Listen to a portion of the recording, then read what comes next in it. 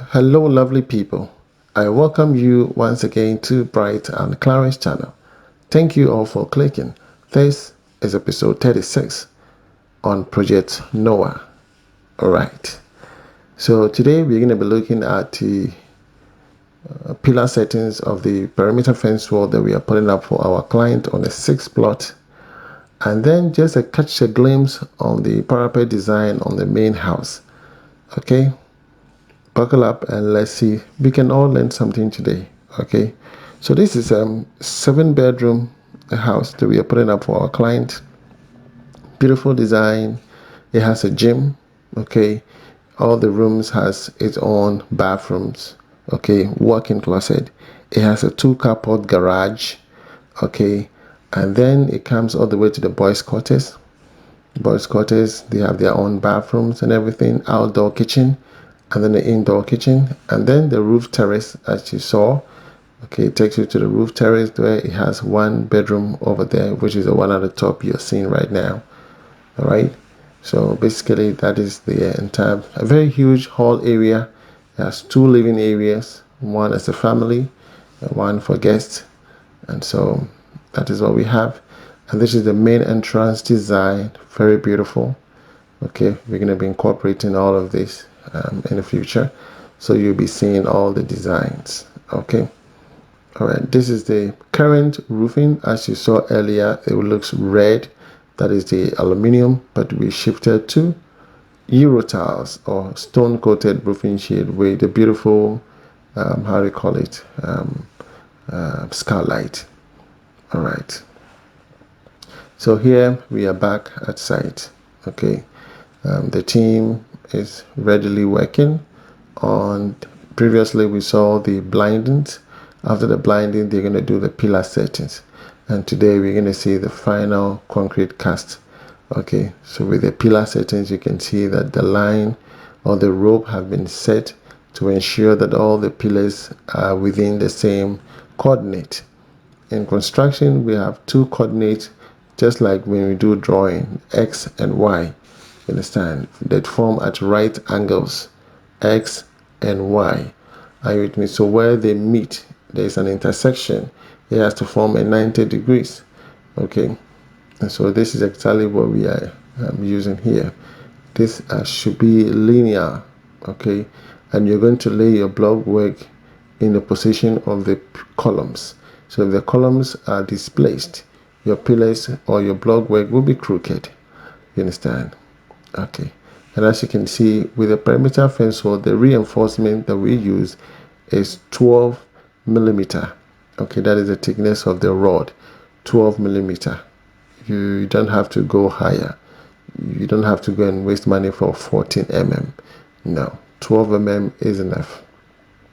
Okay, 12 mm. If we are building a prison, a perimeter fence wall which is very tall, then we'll go for 14 millimeter thickness of the iron rod. But for this one, we are going with 12 mm. Okay, it's very simple and unique. Okay, and usually our perimeter fence wall, we go 8 feet from the ground level. 8 feet from the ground level. Okay, means that 3 blocks will go down, which is almost like 3 feet down. Okay, and then we'll have 8 coming up. So that is giving us a total of about 11 feet. And that is reasonable. You understand? That is reasonable. So if you want to go beyond that, that means that the block quantity will increase, cement will increase, and probably some amount of sand. Okay, so you can see in the corner it's forming an acute angle. Because there's a road, we don't necessarily have to get it as right angles. It has to be an acute angle in order to create that viewing point when you're taking a curve. You understand? So here, these are the newly cast areas. Now you see water on the surfaces. These are newly concrete cast. Okay, so we have to wait for it to dry. We are using the bamboo to keep the reinforcement in position. You understand? So that they don't deviate from the position. Once they deviate, it makes it difficult to align the block work. You understand? So we need to make sure that all the lines are in place. You see how linear it is? So beautiful. So beautiful. So when we do your work like this, it makes me happy that you have find yourself someone who really have your best interest. Because for me, it is my joy to do the work and do it correctly. In that way, I can boast of myself that I've done a good job. You understand? I don't like jobs that there are too many interferences. Uncle is coming, cousin is coming, everybody is saying something. Now, too many people talking. It doesn't really help. I want someone who is going to improve us, someone who has a higher knowledge. So you understand? In that way, it makes me happy. So catching a glimpse of what is happening on the main house, the parapet is ongoing. They're installing the parapet. You understand? It's beautiful. It's beautiful. Okay. So I'll be coming your way with all the works that are being done on the main house. And the guys, man, I have a solid team when it comes to parapet. They are so good. They've traveled many places. Yeah, they've traveled many places across the country, and they are doing wonderful jobs. Okay, parapet is such that when you don't get the right person to mold your parapet for you, you are in big trouble. You can have your roof set up, and before you know, there are cracks in them and they are falling off. So you need specialized people to do the right type of job for you. So you can see all that we have to go through just to position this parapet, the cantilever and all of that. It is not a joke. And the parapet alone is a lot of money to design that parapet alone. Yes. So if you're not ready for it, then choose a very simple design and let's go with you. You understand? So here we're going to go forward and catch a glimpse of this. So I think in the next episode, we're going to be looking at the laying of the blocks right here. And then we'll go to the main house and let you know what is happening in there. So from this 6th plot, we are planning to put up a very beautiful house, probably for rental. The client is planning with the architect. Okay, so that will go for rental. It's a 6th plot, and that is, for me, it's okay. You can put up about 3 or 4 unit 2-bedroom apartment. So one plot can have about 2-bedroom apartment, and then you create an office with a security post, and then you have your own borehole, so you have a treatment area, okay, and then there's a nice carport for all the cars in the tenant in the house. There's full security, there's full internet for everybody. Then also, we can have a small mini market or hypermarket. You understand? We can have a hypermarket so that they don't necessarily have to travel certain distances to acquire or to purchase something very small. So if they need anything in large quantities, they can go to the mall. You understand? And in Ghana, I think we need to improve on getting a lot of malls because we don't have a lot of malls in Ghana. Unlike here in Dubai, every corner you go, it's either a mall, a hypermarket, a supermarket, or something small. It's everywhere. Malls are like bananas they eat every day. There's a mall everywhere. Huge, beautiful, and it's always busy. You understand? So I believe that if every community or every district or every constituency we have a mall, to about 3, 4, 5 malls, man, that's a lot of employment for people. People will be coming to buy their offices in there and everything in there. It will be great. So 6th plot, set up a generational income investment for yourself. It's wonderful. You understand? For me, it's one of the best. So rental properties are good, and focus more on rental property. And for me, that's exactly what I'll be focusing much on to make generational wealth. By the time I hit 50, 55, I think I've invested enough into the future, and all I have to do is stretch my hands at the end of the month and take my money.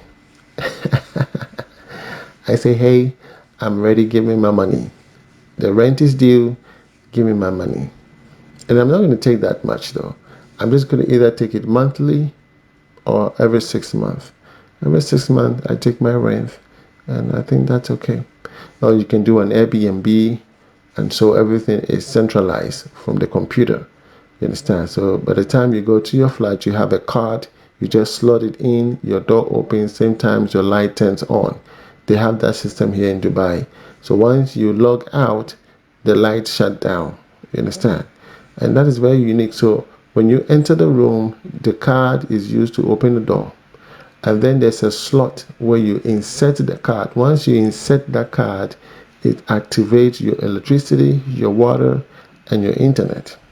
It activates it automatically. So you can enjoy everything in the room. The moment you remove the card and you exit, everything shut down. You understand? Everything shut down. And I think that is the best form of technology you can achieve here in Dubai. So it's not like too many wiring everywhere. No, very simple and unique. Very simple and unique. It's okay. So you can go into that kind of business. And for me, rental property, like in this area where there are no buildings here now, you can come and set up yours, and people will come, they will stay there, view their land, and be able to build. So if someone is coming to build his house and spend maybe a month or two in Ghana, probably he can come and stay in that apartment for some time, and then make sure his project is moving on steadily. Okay, and then they'll move out, another person comes in. So you'll be the first person to live in that community with this rental property. And if you're smart enough, you will have a lot of businesses within the area. You understand? So be the first to go. Don't say, oh, there's nothing here. Don't say there's no building here. Be the first to go there and establish yourself. And through you, a lot of people will come. And by that time, you would have made your money a long time ago. You understand? Set up a business. There's a grocery shop. There's availability of food. There's room for people to sleep. There's rental of materials, wheelbarrows, and all of that. You're selling everything in there. You understand? You're in for business. You know that you joke. You understand? You're in for business. So a lot of people will come to you. It might sound isolated, but gradually, people get to know, oh, if you go here, you will get your materials. If you go here, you will get everything you need. And then before you know, you don't even have to sleep. Your phone is buzzing all the time. Someone is calling, we need materials, we need this, we need that, we need that. And you have to serve, not to be served. You understand? You have to serve the people. You understand? Most people don't know how to do business. That is why Indians can travel from their country and come to your country and make money and buy a car, and you sit there and complain that there's no job. While people are coming and they are living right under your nose, making business and doing their business, making money and buying cars. They don't even buy second-hand cars. They buy brand new cars. You understand? So that's how the living is. Think smart, live smart, and you don't have to work hard. Yes, you have to work smart. You understand? So, lovely people, this is what I have for you for today. I believe you've learned something from this video. I'll be coming your way with episode 37, 38, and let's see how everything unfolds. Okay? If you love this video, give it a thumbs up. Subscribe to the channel if you've not. Again, my name is Mr. Bright. From me to you, shalom. God bless you. Bye-bye.